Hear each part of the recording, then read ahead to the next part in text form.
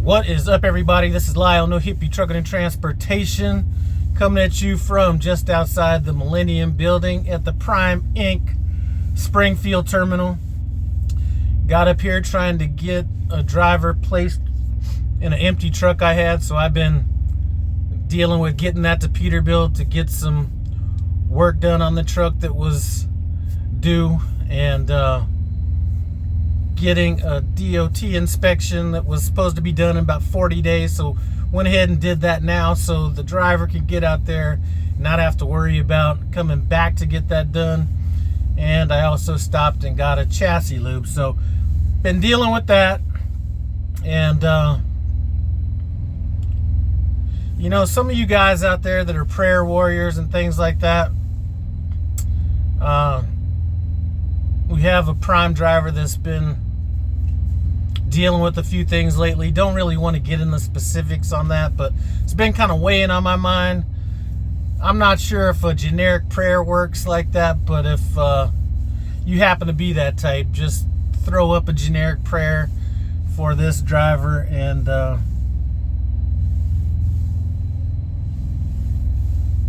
that'd be good. So anyway, I got a message or a comment on a video where somebody was asking,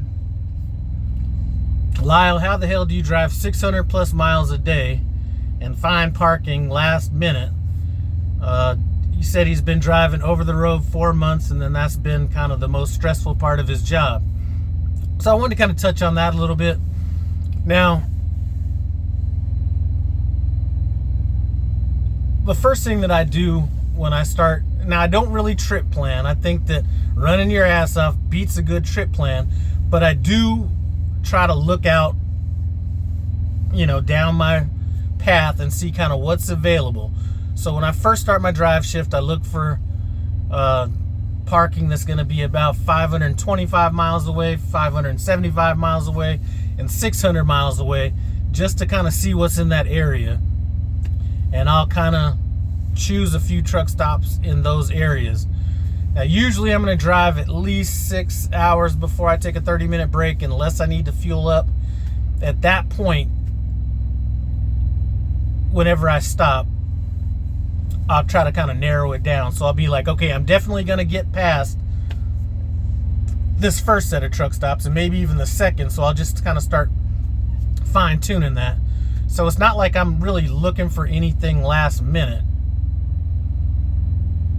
I kind of have it planned out as to kind of where I'm going to stop. Now, some routes are going to be a little bit easier than others. Like this route, this doesn't work as well for me in areas that I'm not really familiar with, or if I'm going to be on a lot of U.S. highways and stuff like that. Sometimes that'll change things. But if I'm not as familiar with the area, what I will do is kind of stop somewhere, maybe with about 2 hours left of running, maybe 3, and kind of pick something out then. Some places you don't even have to worry about it. If you're running up and down 40, like in Oklahoma, Arkansas, that kind of stuff, you really don't have to worry about it as much. So I'll take a look at what's out there, then I'll kind of narrow it down, see if there's any nice off-brand truck stops in that area.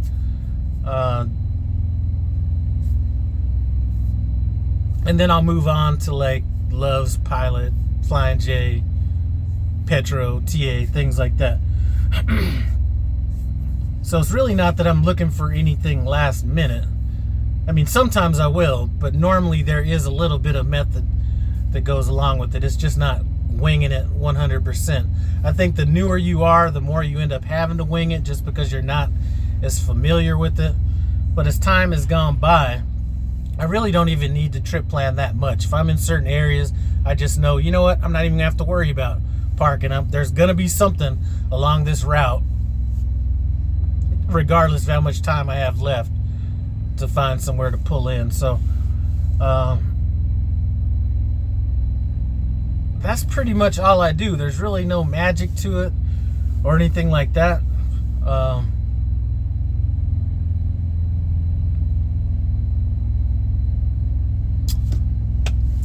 Pretty much it.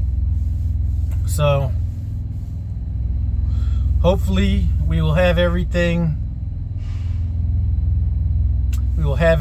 done here at the terminal by Monday. I'm gonna make sure I get her out before I leave out, so hopefully she'll have everything done by Monday, and we can get out there running. So I did want to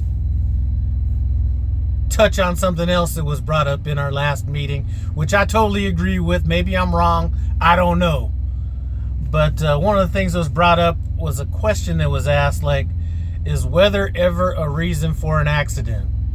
And I've raised my hand and said yes, and I did that shit proudly, and the answer was no, it's not. With all the information that we have available, we should know what's going on, all this kind of stuff. And you know, I think that would be an answer that would be given by somebody that's not really out here on the road, that aren't dealing with real life situations. But sometimes you aren't in areas where you just, I can remember at least numerous occasions where I've wanted to pull over and there was just nowhere to pull over, you know. But the advice that was given, because the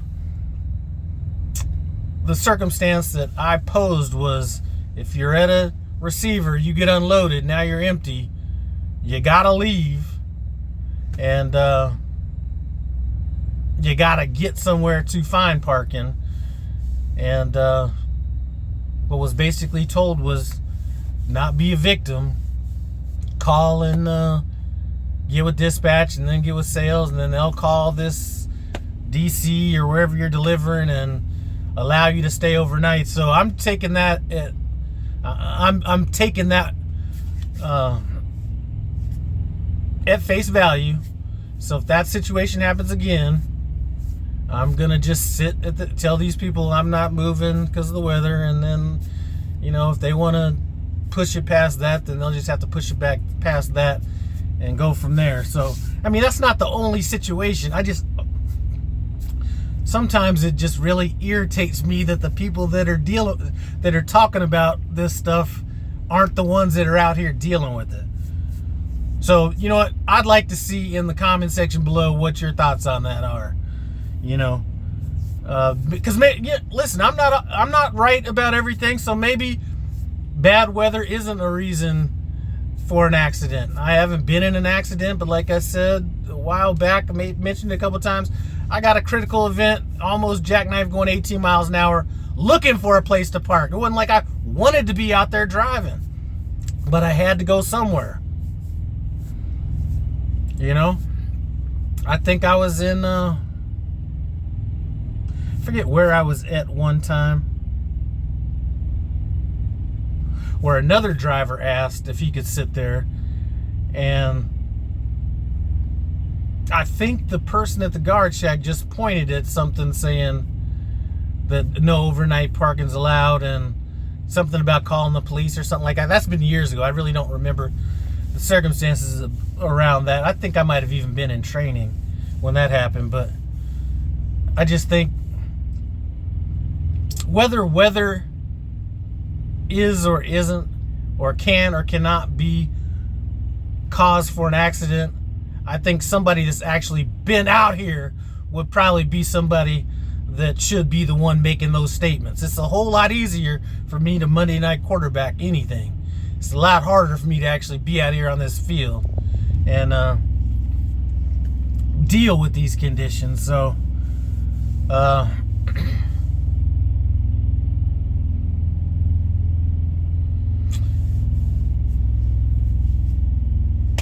don't know, I could think of a lot of things from my previous businesses where somebody would say the same thing that's not dealing with it at the ground level, saying this is how it should be done, where it's a whole lot easier saying it than doing it. So that's about it. Put in the comment section below, give me your opinions on that. And, you know, another thing that just came up was a fleet manager out there getting caught stealing. And, you know what? That is what it is. And, you know, at some point something like that's going to catch up with somebody. I mean, you can only do that so many times before you get caught. But if we're being so transparent, aren't these things that should be mentioned at least to possibly the drivers that may have affected? Now, I guess those drivers don't work here anymore, but love Prime, great company, wouldn't be anywhere else. But sometimes, you know, you got actually, if you're gonna say you're transparent, sometimes you got to be a little transparent. But whether it's, you know, this situation or many others that we kind of that have came up in the past, I'm not going to dwell on that. But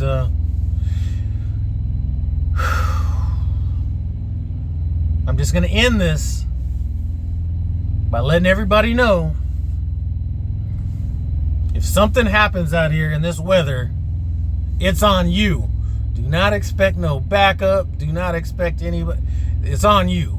So just when you're out here driving, keep that in the back of your mind. Whether it's, no matter what it is, you're going to be held accountable to that, regardless of the situations. Enough about that. I appreciate you stopping by. No Hippie Trucking and Transportation. As always, comment, subscribe. I'm out.